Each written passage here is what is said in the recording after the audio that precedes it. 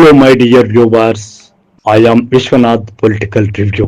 Latest hot topic మనం ఉపరాష్ట్రపతిగా justice Sudarshan రెడ్డిని ఎందుకు ఎన్నుకోవాలి, అసలు ఆయనకున్న లక్షణాలు ఏమిటి, ఆయన గత చరిత్ర ఏమిటి, ఆయనే ఎందుకు కావాలి, ఇలా చాలా మంది మేధావులు ప్రశ్నల మీద ప్రశ్నలు గుప్పిస్తున్నారు.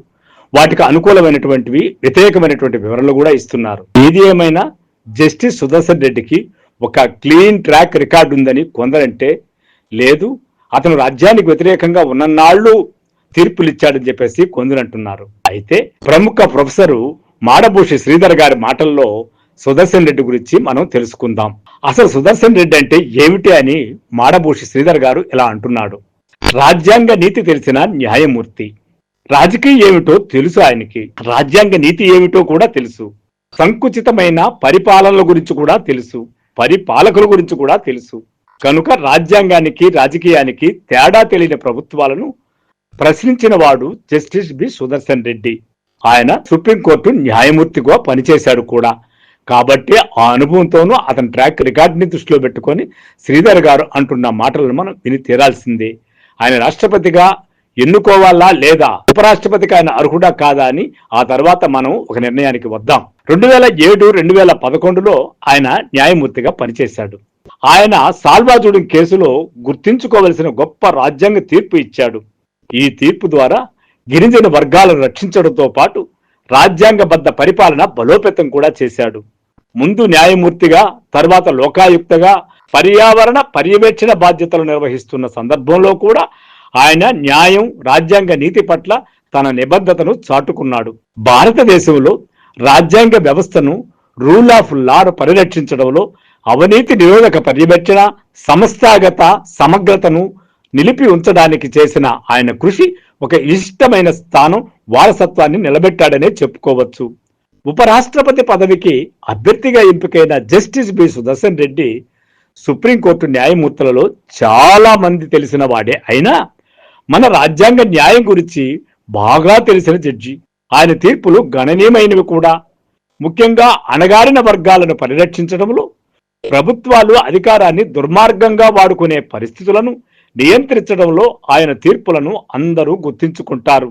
రాజ్యము, రాజ్య పాలకులు ఎప్పుడూ అణగారిన వర్గాల మీద కనీస దయ కూడా చూపనటువంటిది చారిత్రక సత్యం. అలాంటి వాస్తవికతను దృష్టిలో పెట్టుకొని ఆయన ఆలోచించే విధానము నిజంగా న్యాయ కోవిదల్ని, విమర్శకుల్ని, ప్రజాస్వామ్య ప్రియుల్ని అందరినీ ఆకట్టుకుంటుంది. అలాంటి న్యాయమూర్తి జస్టిస్ బి సుదర్శన్ రెడ్డి. ఆయన తీర్పులు ఒక లోతైన రాజ్యాంగ స్పృహను అర్థం చేసుకునే వీలుంటుంది. ప్రత్యేకించి సాల్వాజుడం తీర్పు మన భారత రాజ్యాంగం అమలులో ఒక మైలురాయిగా నిలిచిపోయింది. అసలు సాల్వాజుడం కేసు అంటేనే అది నక్సలైట్ల కేసులే, వాళ్ళ వైపు మాట్లాడుతున్నాడంటే అతను కూడా నక్సలైట్లే అని చెప్పేసి ప్రచారాన్ని లంకించుకునే వాళ్ళకి మనం సమాధానం చెప్పాల్సిన అవసరం కూడా లేదు. ఈ తీర్పు ద్వారా తీవ్రవాద వ్యతిరేక చర్యలు కూడా ప్రాథమిక హక్కులను కాలరాసేలా ఉండకూడదని ధర్మాసనం ప్రభుత్వానికి హెచ్చరించింది కూడా. ఆ తీర్పును అమలు చేసిందా లేదా న్యాయ వ్యవస్థ వివరించడం కష్టం.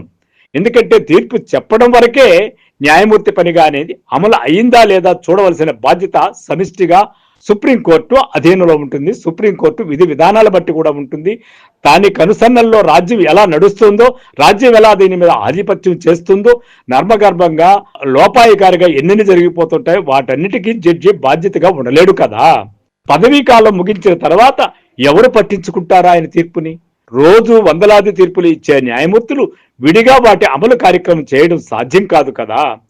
స్వయంగా ప్రభుత్వము, మంత్రివర్గము, ఐఏఎస్, ఐపీఎస్ వంటి అధికార గణం మొత్తం బ్యూరోక్రసీ బాధ్యత వహించాలి. చేయకపోతే అమలు కోసం కొత్త కేసులు, ఎన్ని కేసులు ఇస్తూ ఉంటారు. న్యాయమూర్తి జస్టిస్ బి సుదర్శన్ రెడ్డిని వైస్ ప్రెసిడెంట్ ఆఫ్ ఇండియా పదవికి తమ అభ్యర్థిగా నామినేట్ చేయాలన్న ఇండియా కూటమి నిర్ణయం నిజంగా ప్రశంసనీయం.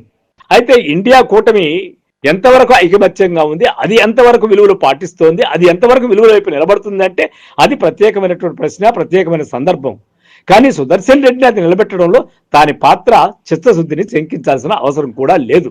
ప్రతి కోణం నుండి చూసినా, ఎటువంటి వైపు నుంచి ఆలోచించినా జస్టిస్ సుదర్శన్ రెడ్డి ఈ రాజ్యాంగ పదవికి అత్యంత అర్హుడు అనటంలో ఎటువంటి సందేహము లేదు.